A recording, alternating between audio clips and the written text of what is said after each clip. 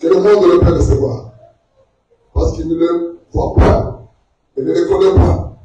Mais vous le connaissez car il demeure avec vous et il sera en vous. Amen. Amen. Vous pouvez vous asseoir.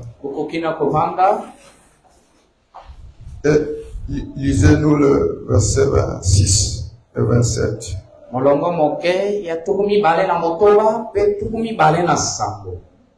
Mais les consolateurs, l'Esprit Saint que le Père enverra en mon nom, vous enseignera toutes choses et vous rappellera tout ce que je vous ai dit. Je vous laisse la paix. Je vous donne ma paix. Je ne vous donne pas comme le monde donne. Que votre cœur ne se trouble pas et ne s'alarme pas. Amen. Amen. Voilà. Lisez-nous maintenant 2 Chroniques chapitre 20. Angela biso onika mibale mokaponango ya mibale 12 à 18. molongo moke ya zomi na mibale mpe zomi na mwana. Mais vous qui écrivez, vous pouvez écrire à partir du premier verset jusqu'au 18. Mais lui va lire 12 à 18. Bino bato boza kokoma molokanda molongo ya yambo ya moke kino na zomi na mwana. Lisons au nom de Jésus-Christ 2 Chroniques 20 à partir du 14e, du 12e verset.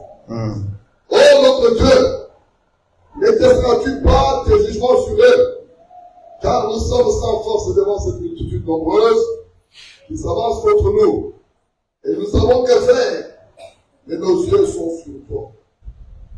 Tout Judas se tenait debout devant l'Éternel, avec leurs petits-enfants, leurs femmes et leurs fils. Alors, l'Esprit de l'Éternel saisit au milieu de l'assemblée Jacques Aziel, fils de Zacharie, fils de Benaja, fils de Génet.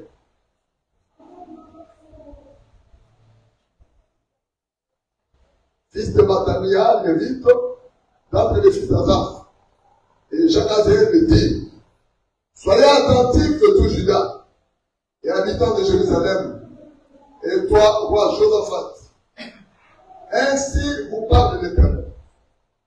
Ne craignez pas et ne vous effrayez pas devant cette multitude nombreuse, car ce ne sera pas vous qui combattrez, ce sera Dieu. Thomas, descendez contre eux, ils vont monter par la colline de Tite, et vous le trouverez à l'extrémité de la vallée, en face du désert de Jérusalem. Vous n'aurez pas à combattre en cette affaire.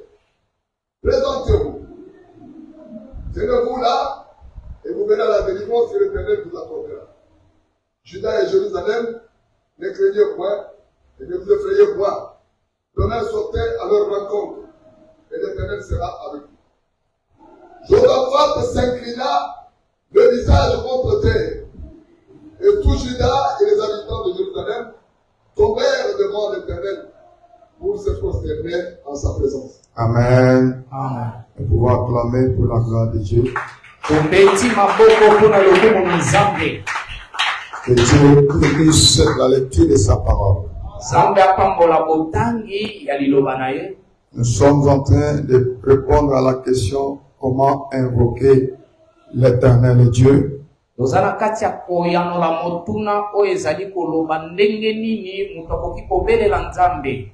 à la troisième réponse,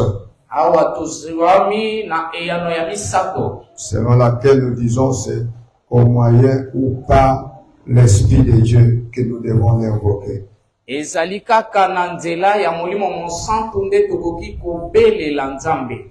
esprit, c'est une puissance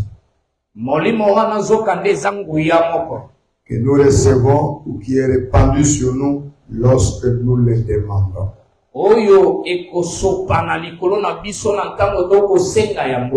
J'insiste bien, c'est ce que les Saintes Écritures disent lorsque nous le demandons.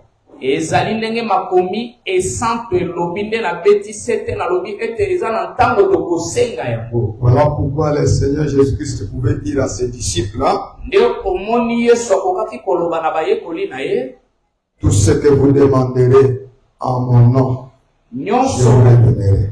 Maïnyon sobino boko senga na kombo nanga ekoyeba na kopesa melabino. Amen, amen. Amen. Amen, amen. Amen.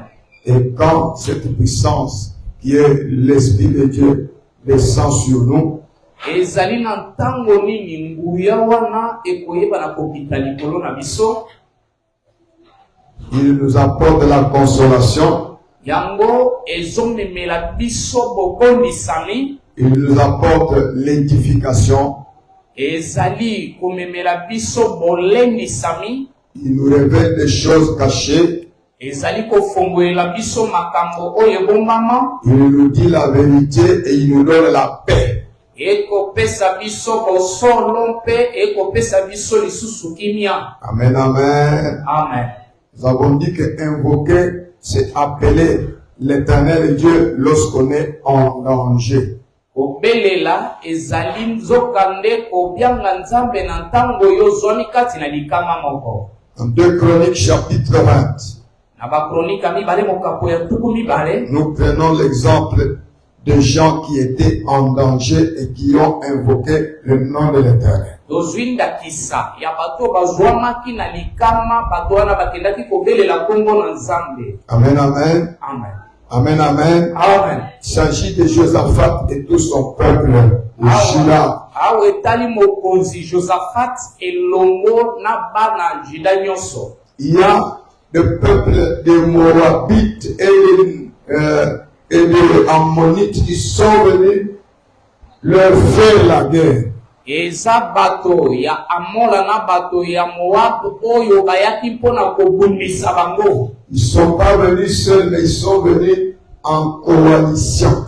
Bayaki bango moko te kasi basanganaki. Donc, un seul peuple Libota moko avec un seul roi, Josaphat, bango na mokonzi moko oyo na kombo ya Josaphat se voit face à plusieurs autres peuples avec plusieurs rois à la tête pour les combattre.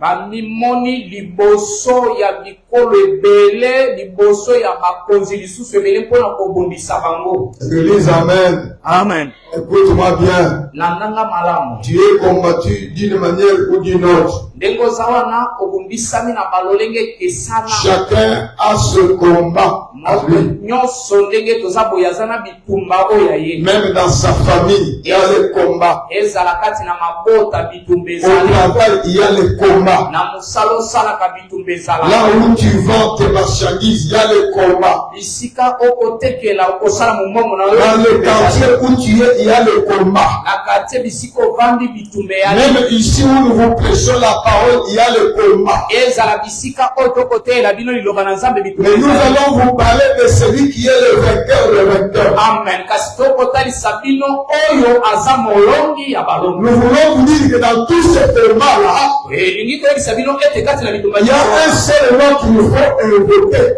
eza mpe na kombo moko esengeli kobelela. Lorsque vous êtes combattu, Na ntango ebundisami, c'est le nom de Jésus-Christ qu'il faut invoquer. amen, ezali kaka kombo na Yesu Kristo esengeli kobelela. Ne regarde pas la multitude de ceux-là qui te combattent. Kotala bituluku ya bato bakobundisa yo te. Ne regarde même pas le milieu où tu te retrouverais. Kotala ata kobisika oyo zwani. Bien-aimé, je dis, ne regarde pas là-bas. Molingami na lobi ete kotala kuna te. Lève seulement les yeux. Yo sembola kaka miso. Invoque l'Éternel Dieu des armées. Belela yawe Nzambe na bibundeli. Oui, il s'appelle Éternel Dieu des armées. Abiangami ete azali yawe na bibundeli. Et c'est son armée à lui. Bibundeli oyo ye.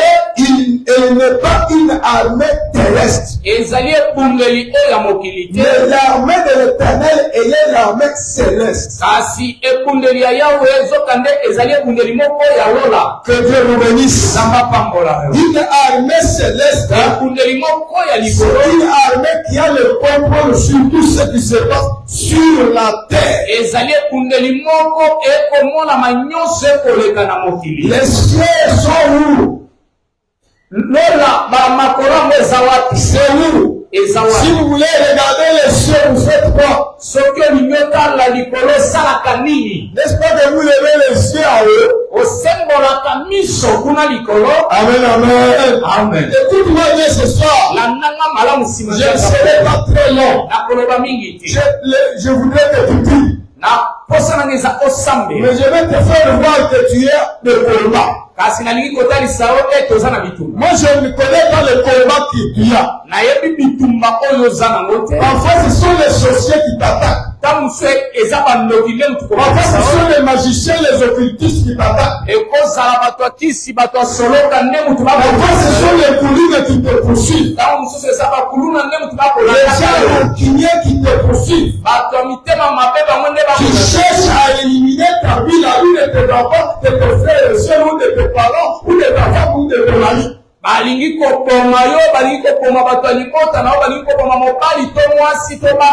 Ils ont déjà fait leur coalition. Et pour te combattre. Les autres, parfois, vous les connaissez. Mais les autres, vous ne les connaissez pas. Lorsque vous êtes devant un tel combat, je te dis ce soir qu'il faut lever les yeux. Il faut invoquer le nom de Jésus-Christ. C'est ce qu'on a dit qu'il faut appeler à son secours. Josaphat a eu l'information. Là où vous êtes, il y a 3 peuples qui se sont assemblés contre ton peuple.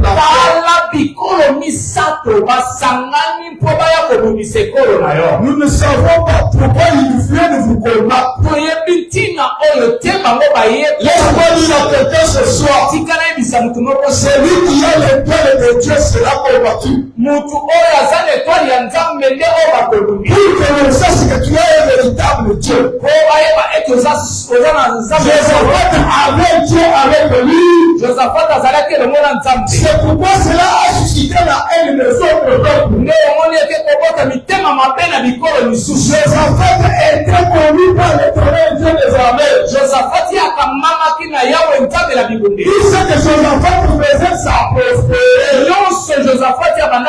Est-ce qu'il avait Dieu avec lui? Maman, papa, si tu es Dieu avec toi, sache que tu auras le combat.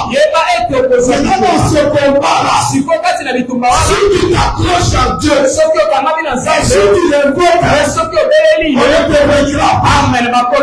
C'est pourquoi il est écrit, on te fera la guerre, mais on ne te vaincra pas. C'est mon signe, l'Éternel Dieu est avec toi. C'est mon signe, tu gardes ses commandements. C'est ce que Jésus-Christ a dit à ses disciples. Si vous m'aimez moi, gardez les commandements. Oui, votre Dieu.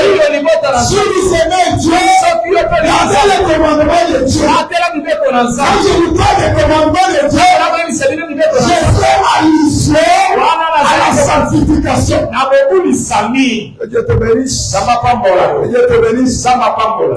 C'était ça la deuxième réponse pour ce comment invoquer Dieu. Alors malgré le combat, bien aimé, ces gens quand ils sont venus, ils étaient bien armés. Deuxième chose, ils étaient nombreux. Ils étaient nombreux par rapport à Josaphat et à son peuple.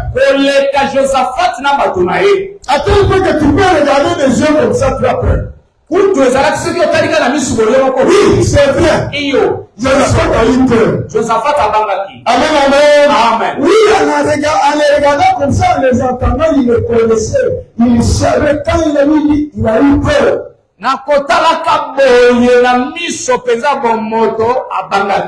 Amen. Amen. Maintenant, écoutez ce que la Bible dit. Dans sa prière là.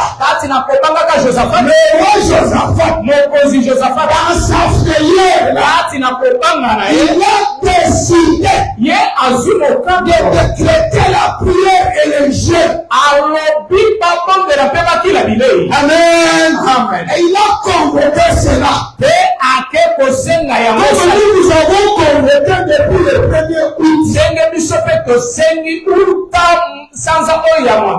Oui, bien aimé dans le Seigneur. Iyo molingami kati na Il a convoqué la prière avec le jeûne. ake kopenga bato basambela mpe Ce n'est pas pour vous faire souffrir. ezali mpona komonisa bino Parce mpasi. que cette semaine, c'est une semaine en état de jeûne. poso oyo ezali poso ya kokila bilei. Non, c'est pour vous renforcer. zoka nde ezali mpona kolendisa bino bolenda. Amen, amen. Amen. Alors quand il a décrété cela, ntango ye asengi yango ils ont commencé à prier. babandi Ils kosambela ont commencé à prier. yango babandi La kosambela. Bible dit ceci. biblia etatoli boye Toutes les familles, mabota nyonso les hommes, les femmes, mibali et base les enfants, na bana na bango même ceux qui étaient au mamel, ezala bana oyo bazalaki komela ils ont observé le jeûne. bango bake kobatela kokila bilei. Je dis à quelqu'un ce soir, nalobi na moto moko la Bible est claire. biblia Même yakolele ceux qui étaient au mamel ezala bana mikolo banda komela étaient pela en état de jeûne. bango mpe bazalaki kokila. Que Dieu te bénisse. Samapambola. C'est-à-dire que le jeûne, ce n'est pas pour te faire souffrir. zokande oyoki ete kokila bilei ezali mpona komonisa Tu pasi. ne peux pas mourir si tu fais le jeûne. okokufa te na ntango yo kokila bilei. Parce que les petits enfants qui étaient au mamel ici, on allaitait. po ete bana mikolo babandaki komela mabele bango mpe Ils ne sont pas morts. bango bakufi te. Parce que leur maman était en état de jeûne. po bamama na bango bakilaki bilei. Que Dieu te bénisse. C'est pourquoi pendant cette semaine, nde omoni na poso oyo oublie un peu la nourriture, oublie un peu les histoires précieuses, oublie-les. yo osangana bilei biloko kitoko olingaka wana Tu ne pourras manger qu'après le temps qui est revenu. okoya kolia yango kaka na ntango esili. C'est-à-dire après qu'il elakisi ete soki tosilisi et tu ne mourras pas. mpe okokufa te. Peuple de Dieu, libota na c'est pour que tu sois fort. ezali mpo ozala makasi C'est pour que l'esprit que tu as évoqué, que tu vas évoquer, réponde. na ntina ete molimo na nzambe oyo obeleli eyanola. Parce que tu es devant un combat difficile. mpe tozwami liboso ya bitumba Tu makasi. es devant un combat d'une grande armée terrestre. tozwami liboso ya ebundeli moko ya makasi ya mokili Un oyo. tel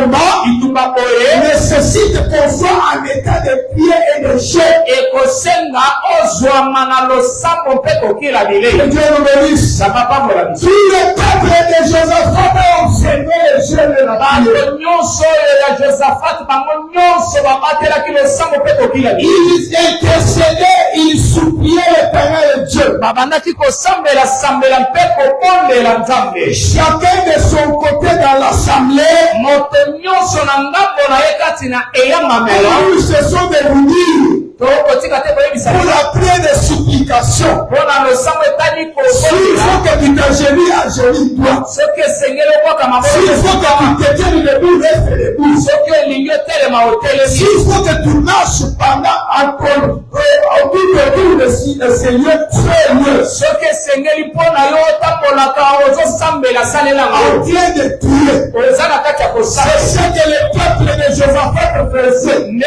bato bazalaki na josafati bango basalaki. Pendant qu'il priait, na ntango bango à bakosala un certain moment, na ntango moko boye l'Esprit de Dieu les a poussés à une dimension. molimo na nzambe ememi bango na epimelo moko. Et lorsqu'ils sont arrivés à une certaine dimension, ntango bango bakomi na epimelo moko peuple de Dieu, écoutez, libota na nzambe yoka. Josaphat s'est tenu au milieu maintenant de l'assemblée. josafati sikoyo ake kotelema katikati ya eyangamelo. Quand il s'est tenu au milieu de l'assemblée, na ntango atelemi na katikati ya cela eyangamelo a une signification. eza na nimbola nango. Les sacrificateurs de cette église ne vous le seront pas. banganga na nzambe to batumi na nzambe batumi mbeka na nzambe Ils vous assistent, ils vous soutiennent en prière. bakotika bino te bakosunga bino kati na Soyez attentifs et répondez à ce qu'ils vous disent. botosa bandeko basi mpe mibali na oyo basali na nzambe bakoyebisa bino. Amen, amen. Amen. Amen, amen. Amen. Lorsque Josaphat s'est présenté maintenant au milieu de l'assemblée, ntango josafati amitalisi na katikati dans la maison de l'Éternel devant le nouveau parvis. Amen, amen. Amen. On vous a déjà expliqué les subdivisions du tabernacle. Il y a les parvis, les 7 parvis, ainsi de suite, n'est-ce pas? Basi batali sabino ndenge tempelo na nzambe ezalaki na oya panda na kati. Il faut seulement comprendre. Awe Josaphat était à son poste. Awa Josaphat azalaki ndenge sika na ye. Amen, amen. Amen. Devant le nouveau parvis, na kati ya parvis ya sika. C'était à son poste qu'il était réservé dans l'assemblée. Ezalaki bisika oya yo babombelaki kati na assemblée. Quand tu viens à l'église, à l'église, il y a un poste que Dieu t'a réservé. Ozala bisika oya yo nzamba bombela. Il faut que Dieu te voie à ton poste là. Esengeli nzamba mona le sika. Si on était dans le football, ce que ezalaki na babeti ngembe, on t'attribuerait un numéro. Akokaki kopesa o numéro. On dirait que tu es milieu, tu es défenseur, tu es le gauche, tu es le droit. Alobi yo betaka na katikati, yo betaka sima, yo betaka na ngamba. Mais ici on est dans l'œuvre de Dieu. Kasi awa tozomi na mosala na nzambe. Ton poste, esika na yo, c'est le parvis. Ezali nde na parvis. Peuple de Dieu, écoutez-moi. Quand tu viens dans l'assemblée, cherche à être à ton poste. Là où Dieu a choisi que tu puisses être. Pour qu'il se manifeste à toi, il faut que tu sois à ton poste. Amen, amen. C'est pourquoi Josaphat, au milieu de l'assemblée, la Bible dit clairement, dans la maison de l'Éternel, il est allé devant le nouveau parvis. Que Dieu nous bénisse. C'est là où il devrait être. Pour faire quoi? La Bible dit ceci. Quand il s'est présenté à son poste, il a pris maintenant la parole. Au nom de toute l'assemblée, il dit ceci. Éternel Dieu de nos pères. Écoutez comment l'invocation commence. Josaphat commence à invoquer Dieu. Est-ce que la Bible a parlé de Mafuta ici? Est-ce que la Bible a dit que voilà, Josaphat a pris les Mafuta? Est-ce que la Bible a dit que Josaphat a pris l'ascenseur, il a commencé à comment on appelle ça? Vous avez compris.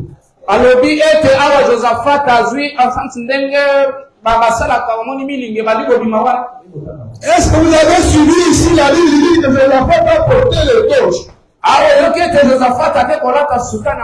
C'est avec la tenue qu'il avait. Mais il est allé au poste qui lui était réservé. Lorsqu'on évoque le nom de l'Éternel, on doit avoir une position stratégique. C'est à cette position-là, à ce poste-là, quand tu vas invoquer Dieu, il écoutera et il viendra. C'est pourquoi il commence à invoquer Dieu par les phrases suivantes. Il dit éternel Dieu de nos pères, ne dis pas Dieu dans les cieux. N'est-ce pas toi qui domines tous les royaumes? Ainsi que toutes les nations. N'est-ce pas toi qui as entamé la force et la puissance à qui nul ne peut résister? Amen, amen. Comprenez comment Josaphat a commencé à invoquer Dieu. Il n'a pas fait de cérémonie. Il n'avait rien en main. Il a commencé à à parler. Il a commencé à appeler Dieu. En appelant Dieu, il a commencé à démontrer comment Dieu est capable et qu'est-ce qui appartient à Dieu. En invoquant Dieu, Josaphat reconnaît la toute puissance de Dieu.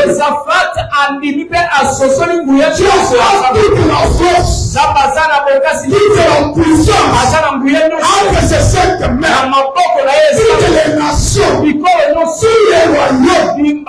C'est lui qui a le contrôle. C'est l'Éternel Dieu des armées. Même les Moabites, même les Ammonites, et leur coalition, ils sont venus contre Juda. Ils étaient sous contrôle de l'Éternel. Est-ce que vous comprenez? Mais ils n'ont peur. Parce que tes ennemis là, ceux qui viennent te combattre, même s'il est mourant, même s'il est moussoyer, même s'il est américain, même s'il est européen, même qu'il soit sa race, même s'il est fort, il est homme, il est enfant, il est il y a un Dieu au-dessus de lui. Il y a un Dieu au-dessus de lui. Il y a un Dieu tout puissant qui a les forces entre ses sept mains. N'aie pas peur. Quel que soit le combat, n'aie pas peur. Le combat de cette guerre, dans l'assemblée des saints, soit à ton poste. Amen. Amen. Amen. Amen. Écoute-moi bien. Il commence par appeler Dieu en exaltant Dieu ce qu'il est. Et là, il reconnaît la puissance de Dieu, l'éternité de Dieu. Et le verset 7, il continue, il dit, n'est-ce pas toi, oh Dieu, qui a chassé les habitants de ce pays devant ton peuple d'Israël, et qui a donné, donc qui a donné ce pays-là à ton peuple pour postérité. La postérité d'Abraham. Que toi, Dieu, tu aimes. Toi aussi, tu es la postérité d'Abraham. Amen. Abraham, c'est le symbole de la foi en Dieu. Si tu crois, si tu as la foi en Dieu, tu es le fils, tu es la postérité d'Abraham. Le Dieu qui avait fait la promesse à Abraham, il est capable aussi, au travers de cette alliance-là d'Abraham, de te bénir aussi.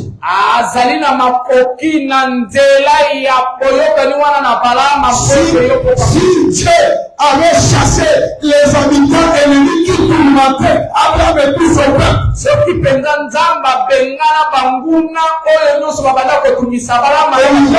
il avait décidé, Abraham, voici ta nation, elle est là. Je vais faire de toi le père d'une grande nation. Quitte ta patrie. Quitte là où tu es là. Je vais te montrer une autre patrie. C'est moi l'Éternel qui ai décidé. Comme c'est moi qui ai décidé, ne crains pas ce que tu verras là-bas. Parce que là-bas, c'est sur mon contrôle. Il ne faut pas regarder qui sont les engambés. C'est l'Éternel Dieu qui l'a dit. Il va chasser ses ennemis là. Pour que toi tu viennes hériter ta nation. Dieu t'a fait les promesses. ebelaka. Au travers Abraham. Na nzela ya Abraham. Mais tu dois entrer dans ces promesses-là et les bénéficier. Ebongi okota kati na bilaka na pe ozwa yango. Pour ce faire, Po okoma, attends-toi à le combat. yo yeba ete bitumba ezali C'est le bon facile. eza petete. Vous voyez le chat, Omoni mbwa lorsqu'il a déjà son prend à la gueule, soki asi azwi mokuwa na ye na monoko.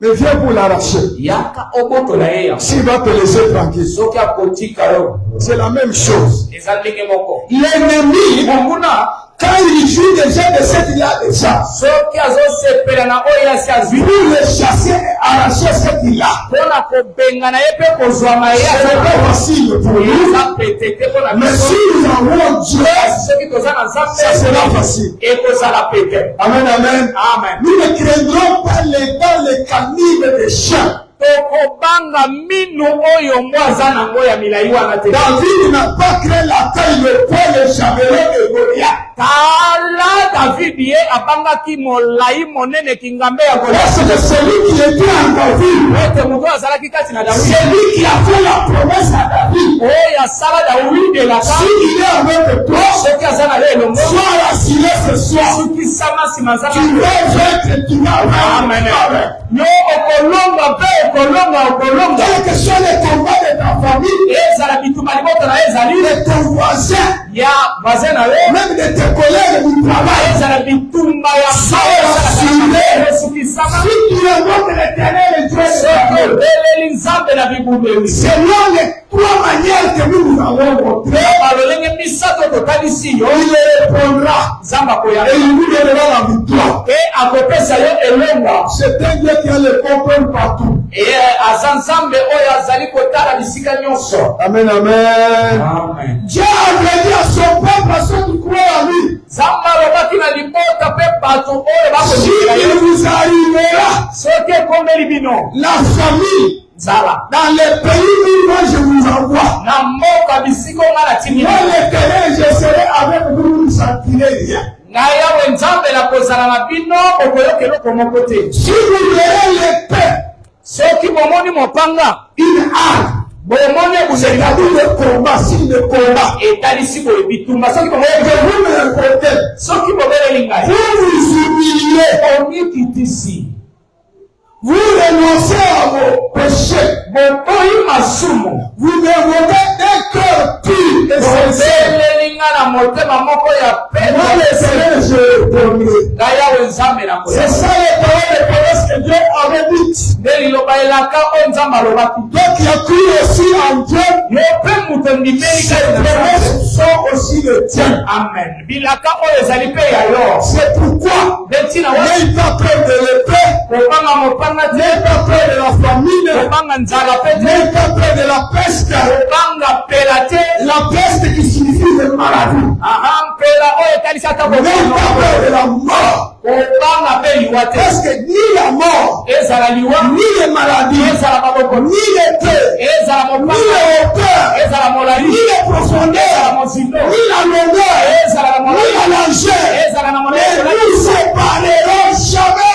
ekokabola biso C'est l'amour de Dieu. na bolingo na nzambe Dieu sera bien aimé. ndima na yango molingami Il y a un Dieu tout puissant. eza na nzambe ya nguya nyonso C'est ce que Josaphat a cru. yango nde josafat andimaki Et il a évoqué le Canaan. te abeleli nzambe Et verset 10, il dit ceci. nakolongo moke ya soki alobi Maintenant, il explique son problème. awa siko akotalisa likambo na ye Il a d'abord commencé par exalter Dieu, abandi nanu kosanjola nzambe montrer qu'il est capable, kotalisa ete nzambe aza na makoki rappeler à Dieu les promesses qu'il avait dit. azokanisela nzambe bilaka oyo aloba Maintenant, troisième position, na eteni ya misato il exprime maintenant son besoin. azali kotalisa siko C'est pourquoi au verset 10, il dit, nde oloki molongo moke azoka maintenant, sikalo sikoyo voici tala les fils d'Ammon bana ya amora et de Moab, mpe ya moa les chiens de la montagne de Séir, mpe baye ya ngomba ya sei chez lesquels tu n'as pas permis à Israël maoyo wapi yo opesaki nzela te na israele d'entrer bakota quand il venait du pays d'Égypte. na ntango bango balongwaki na mboka egypte Car po ete il s'est détourné d'eux bango bakendaki kobakela et bango ne les a pas détruits. ye abomaki bango te Voici tala qui nous récompense. Nani yango akofuta biso? Ils veulent nous récompenser. Bango balingi bafuta biso. C'est-à-dire, comme on les avait chassés, Lokola babengana bango. ils sont venus pour se venger. Baye sikoyo ko babunda lisusu. Amen, amen. C'est Dieu qui les avait chassés de ce territoire. Ezali nzambe mutu abengana bango na mabele wana. Pour que Josaphat et tout Juda viennent habiter. Na ntine te Josaphat elongona bana Juda nyonso hériter toutes les promesses. bango basangola bilaka nyonso. Maintenant, ces peuples-là, quand ils sont allés, Tala tango bato bakendaki. ils viennent maintenant se venger. Balingi bazonga C'est-à-dire pour récupérer le territoire. bazwa lisusu territoire na mabele na bango. C'est ce que Josaphat a expliqué à Dieu. Yango nde Josaphat azali koyebisa. Ce n'est pas que Dieu ne savait pas. etalisi teke nzambe ayebaki. Dieu savait que ces gens-là viendraient se venger. nzambe ayebaki ete bato wana bakozonga mpo baya. Mais quand Josaphat a ouvert la bouche, ntango Josaphat afongoli monoko mpo na kosambela. c'est l'esprit de Dieu qui a fait que ces paroles sortent de sa bouche. eza nde molimo na nzambe nde eke kosala ete maloba oyo ebima na monoko ya Il me Josaphat. réfléchit maintenant sa demande. azali sikoyo kosala bosenga. Il dit, oh notre Dieu, alobi nzambe na biso.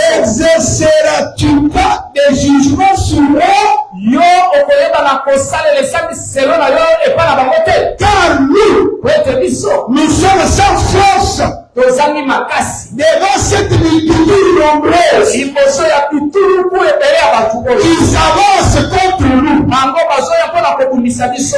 Et nous, biso nous ne savons que faire. toyebi nini ya kosala te. Mais nos yeux, kasi miso na biso nos yeux miso ya biso sont sur toi. etaleli kaka yo. Nos yeux miso ya biso sont sur toi. etaleli yo nzambe. Peuple de Dieu, écoutez-moi. oyo na nzambe yoka malamu losambo. Josaphat dit ceci. Josaphat alobi Ce peuple-là s'avance. libota bato wana bazoya Ils sont nombreux. baza ebele Ils s'avancent vers nous. bazoya epa na biso. Nous là, na biso nous n'avons pas de force. eza na biso na makasi. Nous n'avons pas les armes que eux ont. oza na bibundeli oyo bango baza na. Nous sommes en petit nombre. toza kutu moke Et ils sont nombreux. bango baza ebele makasi. Josaphat a dit la vérité à Dieu. Josaphat ye alobi bosolo epa na Il nzambe. s'est décalé à Dieu. Voici ce que je suis à mon peuple. afongwami epa na nzambe alobi tala mayebiso toza C'est na pourquoi etina wapi nos yeux à nous miso ya biso sont levés sur toi. esemwami etaleli kaka yo Quand nzambe. tu lèves les yeux vers qui? yo miso na yo etalelaka nani. Lorsque tu es combattu au travail, na ntango bakobundisa dans les basala quartiers là où tu as bobundisami na quartier mpe tu lèves les yeux à nous. otalelaka Tu nani. lèves les yeux à nous. osembolaka miso Tu regardes qui? otalaka nani. La réponse est dans ton cœur. eyano kaka na motema na yo moko. À tes ancêtres, epa bakoko na yo à ton ami, epa moninga na yo nde esika yo otalela. ou bien sur ton argent que tu as. to otalelaka mbongo oyo ozala. Donc quand il viendra, je vais lui donner cet argent-là, c'est fini, il va rentrer. otanga koyanga na kozwaka mbongo na pesi L'argent ne te sauvera pas. mbongo ekobikisa L'argent ne te donnera pas la victoire. mbongo ekopesa mpe La elobaki. victoire, c'est lui qui donne, c'est le problème. me elonga kaka nzambe ya bibundeli moto apesaka. La sécurité, c'est Dieu qui donne la sécurité. kobatelama malamu kaka nzambe moto apesaka yango. Quand Josaphat a prié de cette manière, ntango Josaphat asambeli na lolenge en oyo rappelant à Dieu les promesses qu'il avait faites, akokaniselaka nzambe elaka oyo nzambe et asalaki. verset 14, na molongo moke ya zomi na minei maintenant écoutez, sika wayoka. alors l'esprit de l'Éternel est saisi au milieu de l'assemblée, Jakaziel, kati na losambo molimo na nzambe eke kosimba Jakaziel. je vous laisse le reste là, fils de, si c'est pas mon problème. natiki makambo ya mwana ya mwana ya Et Jakaziel dit, Jakaziel alobi soyez attentifs, bino bozala mato ya kofongwa. tous Juda et habitants de Jérusalem, yuda mobimba mpe bavandi ya Yerusalema. et toi, mpe yo roi Josaphat. yo mokonzi Josaphat. Est-ce que vous comprenez? bozoyoka mwa malamu. Ça ne concerne pas seulement le roi. etali kaka mokonzi te. Ça ne concerne pas seulement le peuple. etali mpe kaka bato te. Mais kasi l'esprit qui parle par la bouche de Jacaziel, il commence par dire écoutez, soyez attentifs. Tout le peuple, soyez attentifs. Roi Josaphat, soyez attentifs. Parce que je vais maintenant vous parler. Et quand l'esprit commence à parler au travers de Jacaziel, il dit ceci: ne craignez pas et ne vous effrayez point devant cette multitude, car ce ne sera pas vous qui combattrez, mais ça sera Dieu. Demain matin, descendez maintenant contre eux. Ils vont monter par la colline de Site. Et vous les trouverez à l'extrémité de la vallée, en face du désert de Jéruel. Vous n'aurez pas à combattre. Cette affaire, présentez-vous seulement. Amen, amen.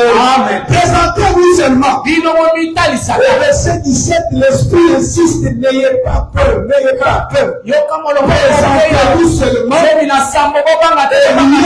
je vous ai indiqué à l'heure qui a été fixée. Dieu intervient à une heure précise. À un endroit précis. À une circonstance précise. Dans ce cas ici, Dieu a défini le champ du combat. Est-ce que vous comprenez? Dieu a montré le champ du combat. Josaphat et son peuple devaient s'établir pour avoir la victoire. Et toi, est-ce que tu connais le champ de bataille pour que tu aies la victoire? Quand tu es en train de rêver la nuit, tu vois qu'on est en train de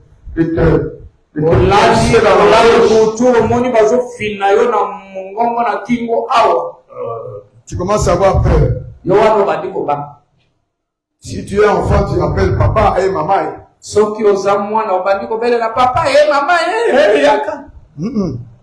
Appelle Dieu. Amen, amen. Appelle Dieu. Papa n'a pas de force. Ou bien la force que papa a est limitée. Appelle Dieu. Amen. Amen. Amen. Amen. L'Esprit du Seigneur est descendu sur Jacaziel. Quand est-ce que cet esprit est descendu sur Jacaziel? Pour qu'il proclame maintenant l'oracle du Seigneur. C'est pendant la prière. C'est pendant la prière. À travers les paroles qui sont sorties de la bouche du roi Josaphat, exaltant Dieu, louant Dieu, reconnaissant la toute puissance à Dieu, rappelant à Dieu les promesses qu'il avait faites. C'est alors que le Seigneur s'est manifesté. Il a saisi l'un d'entre eux. Je ne voudrais pas entrer dans la descendance de l'origine de Jacaziel.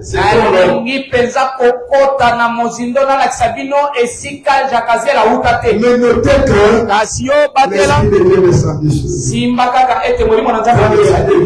sur lui. Dieu a parlé. Il a dit, N'ayez pas peur. alobi kobanga te. Vous n'allez pas combattre. Okobunda te. C'est moi Dieu qui vais combattre. Ezali nga Nzambe na mutu na kobunda. Levez vos yeux vers moi. Bosembola miso na bino epai na ngai. Allez dans le champ que j'ai déjà préparé. Bokende na bisika bitumba nga na sina bobisi. C'est dans ce champ-là Esika kobundela wana. que vous verrez la délivrance que moi l'Éternel je vais vous accorder. Nde esika bokomona elonga bokangolami oyo yawe Nzambe nga Nzambe na Nous kopesa. sommes pendant le temps de prière ici. Tozwami na ntango ya mabondeli. C'est le moment propice Ezali moma malamu. d'invoquer Dieu. Ntango malamu ya Tout kobela le combat que tu traverses, bitumba nyonso oyo oza na kati ya kokatisa. invoque le nom du Seigneur Jésus. Elela kombo ya nkolo Yesu Kristo. Quand tu l'invoques, Ntango ozobelela montre ce qu'il est. talisa eyeye nkolo wana azali. Relève ses promesses qu'il a faites. Kende kokanisele babilaka oyo asala. Et n'aie pas peur. Mpe kobanga te. C'est à l'heure que tu le verras se manifester. Na ntango wana nde okomona ye Je komitalisa. ne connais pas les combats que tu as. Nayebi bitumba oza nango. Je ne connais pas quel niveau ce combat se trouve. Nayebi te depuis lelo nini. Mais ce soir, je suis venu te Kasi dire, nsima nzanga oyo nayebi. lève seulement les yeux. Esembola kaka Mais regarde pas ceux qui te combattent. kotala bato bakobundisa. Même si c'est ton père, Ezala eza tata. même si c'est ta mère, Ezala eza mama. même si c'est ton frère, Ezala aza ndeko ne na les mopanga. regarde pas. Ye kotala ye. Lève les yeux. Sembola kaka Regarde bisele. le Dieu des armées. Talela yawe C'est sabi. celui qui a le contrôle sur une chose. Ye nde aza na kontrole na biloko nyonso. Amen, amen. Amen, amen. Et exalte Dieu, tu verras la délivrance que Dieu va te donner. Sanjola Nzambe okomona bokangolami oyo akopesa yo. On va continuer demain. Tokoko balobi. Incline-toi dans la prière. Bonza mutu na yo na losambo. Je ne connais pas le combat que tu as. Nayebi bitumba oyo oza nango te. Je ne connais pas. Nayebi yango te. Tu vas voir les mariages, il y a des combats. Okolibwela kati na bitumba. Tu vas voir l'emploi, il y a des combats. Olingi ozwa musala bitumba ezali. Tout ce que tu fais dans ta famille, ça ne marche pas. Mai nyonso kosala kati na libota ezosimba te ezotambola te. Les gens avec qui tu as, Bato nyonso oyo oza na bango. ils ne font que te maltraiter. Bango bazomonisa yo kaka Ils pasi. mettent toujours les bâtons dans les roues. Bango bazali kotiela yo bimaka. Ce soir, je te demande de lever les yeux. Poko oyo nasengi osembola miso na yo. Ne regarde pas ces gens-là. Kotala bato wana Il ne te. faut pas les haïr. Oyina mpe bango te. Lève tes yeux maintenant Sembola miso na yo sikoyo. vers l'Éternel Dieu des armées Epai yawe Nzambe na bibundeli. et commence à l'exalter. Banda kosanjola ye. Comme Josaphat l'a fait. Ndenge Josaphat asala. Exalte le nom de l'Éternel. Sanjola kombo na Nzambe na bibundeli. Invoque-le maintenant Belela ye et sikoyo. demande son secours Senga lisungi dans na le ye. combat que tu Na as. bitumba oyo oza na Et il va intervenir mpe okomona ya comme un secours lokola lisungi qui ne trompe jamais. oyo ekosaka Et te tu verras la victoire et la délivrance. mpe okopika elonga mpe bokambola Lève ta voix et prie au nom de Jésus. sembola bango